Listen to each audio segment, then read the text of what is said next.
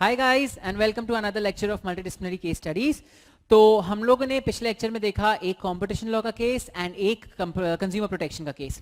आज हम लोग एक बहुत ही बड़ा लैंडमार्क केस देखने जा रहे हैं ऑफ कंपनीज लॉ, जो कि कंपनीज एक्ट पहले 1956 एंड अब 2003 के साथ 13 के साथ डील करता है।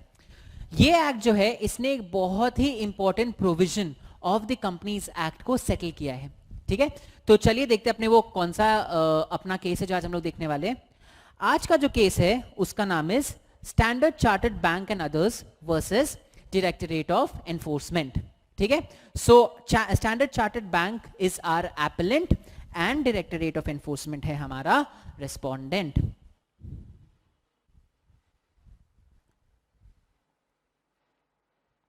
Standard Chartered Bank is the appellant and Directorate of Enforcement है हमारा रेस्पोंडेंट। चलिए तो बिना डिले किए देखते हैं इस फैक्ट्स में हुआ क्या था। इस पर्टिकुलर केस में हुआ क्या था कि स्टैंडर्ड चार्टर्ड बैंक ने कुछ फेरा के प्रोविजंस को वायलेट कर दिया था। ठीक है, फॉरेन एक्सचेंज रेगुलेशन एक्ट के प्रोविजंस को स्टैंडर्ड चार्टर्ड बैंक ने किया था वायलेट। तो डायरेक्टरेट ऑफ एनफोर्समेंट जो है उन्होंने बोला कि आपने ये प्रोविजंस वायलेट किया है, हम आपके अगेंस्ट अंडर सेक्शन 50 एंड 51 हम आपको अंदर करेंगे, मतलब हम आपको पनिश करेंगे। ठीक है, तो सब चीज सेटल था, केस प्रूव भी हो गया कि स्टैंडर्ड चार्टर्ड बैंक ने वायलेट किया है एंड अब बाई उनके ऊपर पनिशमेंट लगाने की बारी। इस पॉइंट ऑफ टाइम पे स्टैंडर्ड चार्टर्ड बैंक सामने आया एंड उन्होंने सुप्रीम कोर्ट के ही judgement in the case of Velappa textiles, in the case of Velappa textile Supreme Court के जजमेंट का हेल्प लिया। वेलप्पा टेक्सटाइल्स केस में सुप्रीम कोर्ट ने बोला था कि अगर ऐसा कोई भी प्रोविजन ऑफ लॉ है जो पनिशमेंट प्रेस्क्राइब करता है इंप्रिजनमेंट एंड फाइन, तो उस केस में कोर्ट्स को इंप्रिजनमेंट देना जरूरी है, कोर्ट्स को फाइन लगाना भी जरूरी है। तो अगर कोई भी ऐसा प्रोविजन है जिसमें पनिशमेंट प्रेस्क्राइब किया हुआ है इंप्रिजनमेंट एंड फाइन, वहां पे आपको इंप्रिजनमेंट एंड फाइन दोनों देना जरूरी है। कोर्ट के पास ऑप्शन नहीं होता है। कोर्ट के पास ऑप्शन कब होता है? जब पनिशमेंट प्रिस्क्राइब्ड इज इंप्रिजनमेंट और फाइन। ठीक है, सो वेलप्पा टेक्सटाइल्स में सुप्रीम कोर्ट ने सेटल कर दिया, अगर पनिशमेंट प्रिस्क्राइब्ड है इंप्रिजनमेंट एंड फाइन तो कोर्ट को दोनों चीज देना पड़ेगा। अब आते हैं अपने केस में। अपने केस में सेक्शन 50 एंड 51 ऑफ फेरा के अंदर पनिशमेंट देने का बारी आया। नाउ सेक्शन 50 एंड 51 जो पनिशमेंट प्रेस्क्राइब करता है वो है फाइन प्लस इंप्रिजनमेंट। ठीक है, तो कोई बात नहीं, वेलप्पा टेक्सटाइल्स में ऐसे भी सेटल किया हुआ है कि फाइन प्लस इंप्रिजनमेंट है तो ज्यादा कुछ नहीं करना है, फाइन एंड इंप्रिजनमेंट दोनों चीज देना है कंपलसरीली। यहां पे फाइन एंड इंप्रिजनमेंट दोनों चीज लिखा हुआ है तो हम दोनों चीज दे देंगे। प्रॉब्लम कहां पे आया? प्रॉब्लम आया इस पॉइंट पे कि केस था स्टैंडर्ड चार्टर्ड बैंक के against. Now standard Chartered bank जो है वो क्या है? वो है एक artificial judicial entity, right? Artificial judicial corporate person, आप उसको कॉर्पोरेट पर्सन बोलो, आर्टिफिशियल जुडिशियल बॉडी बोलो, आप उसको सेपरेट लीगल एंटिटी बोलो, सब चीज ये सारे कॉन्सेप्ट्स हमें पता है। So Standard Chartered Bank is an artificial judicial person. क्या आप किसी बैंक को या किसी कंपनी को या किसी भी आर्टिफिशियल जुडिशियल पर्सन को उठा के जेल में डाल सकते हो? उठा के इंप्रिजन कर सकते हो? Of course not. तो यहां पे तो उनके ऊपर इंप्रिजनमेंट ऑर्डर पास हो ही नहीं सकता। तो स्टैंडर्ड चार्टर्ड बैंक ने बोला देखिए आपका सेक्शन बोलता है फाइन एंड इंप्रिजनमेंट दोनों चीज देना पड़ेगा, एंड सुप्रीम कोर्ट का जजमेंट बोलता है कि जहां फाइन एंड इंप्रिजनमेंट दोनों चीज प्रेस्क्राइब किया हुआ है आपको दोनों देना कंपलसरी है। सो अगर हम लॉजिकली सोचे इस सेक्शन के under you are bound to give us fine and imprisonment, but हम तो भाई कॉर्पोरेट लीगल पर्सनालिटी है, हमको आप इंप्रिजन कर नहीं सकते। इसीलिए to give full effect to the order of the Supreme Court आप ऐसे कोई भी प्रोविजन में जहां पे फाइन एंड इंप्रिजनमेंट लिखा हुआ है वहां पे आर्टिफिशियल जुडिशियल बॉडीज को पनिश नहीं कर सकते।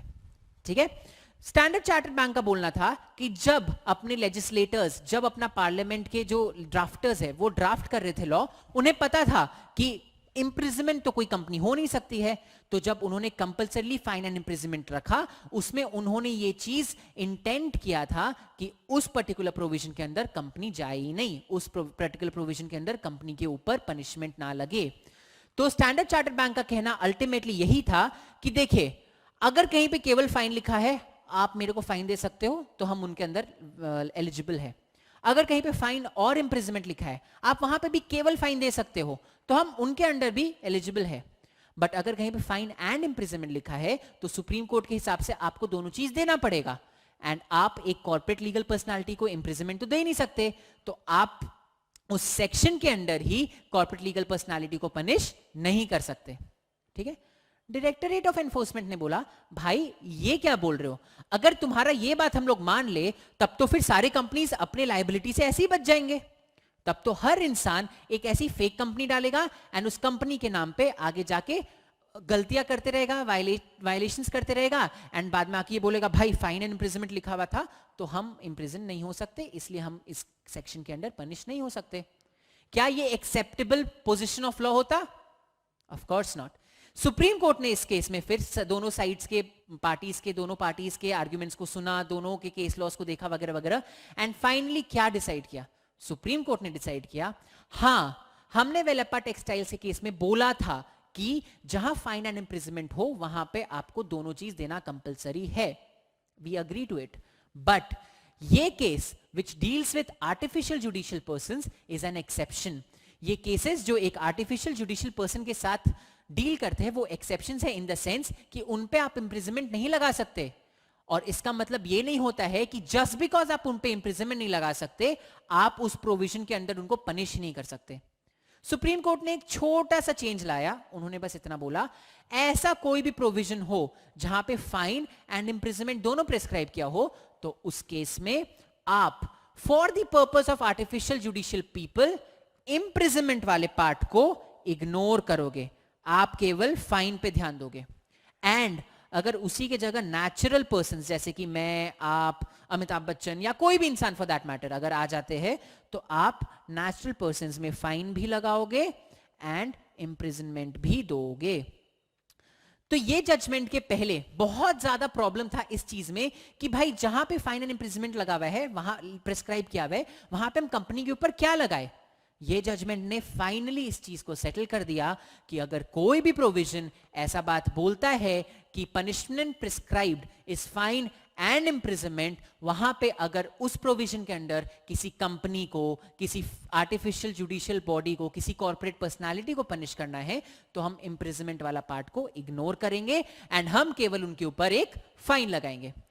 इस वजह से आगे ऐसा कोई भी इशू, ऐसा कोई भी डिस्प्यूट अब नहीं उठेगा जहां पे कंपनीज आके बोलेंगी फाइन एंड इंप्रिजनमेंट है तो आप हमें नहीं लगा सकते।